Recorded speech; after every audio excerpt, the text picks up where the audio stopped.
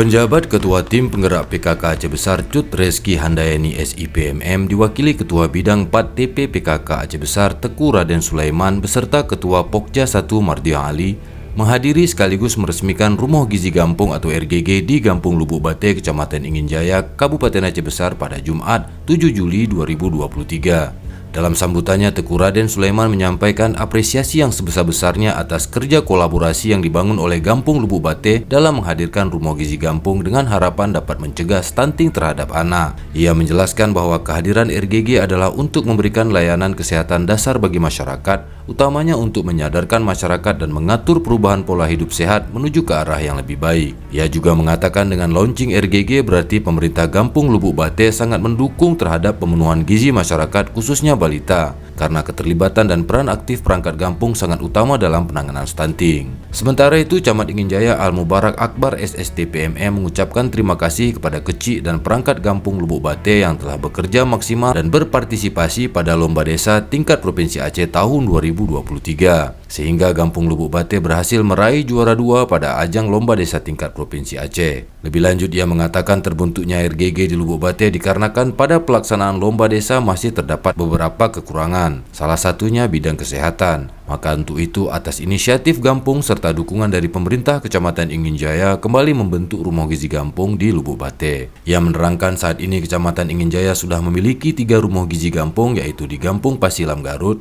Lubuk Sukun, dan Lubuk Bate, yang merupakan wadah atau upaya untuk menjalankan kegiatan terkait penanganan stunting di tingkat gampung. Di kesempatan yang sama, Kecik Lubuk Bate Bukari mengungkapkan kehadiran RGG ini merupakan salah satu bentuk mengejar ketertinggalan, karena Gampung Lubuk Bate masih banyak kekurangan terutama pembinaan pada bidang kesehatan masyarakat. Ia berharap dengan kehadiran RGG bisa membantu anak-anak yang mengalami kekurangan gizi serta dapat membantu percepatan penurunan angka stunting di Lubuk Bate. Ini kita buka, nggak usah? Iya, buka.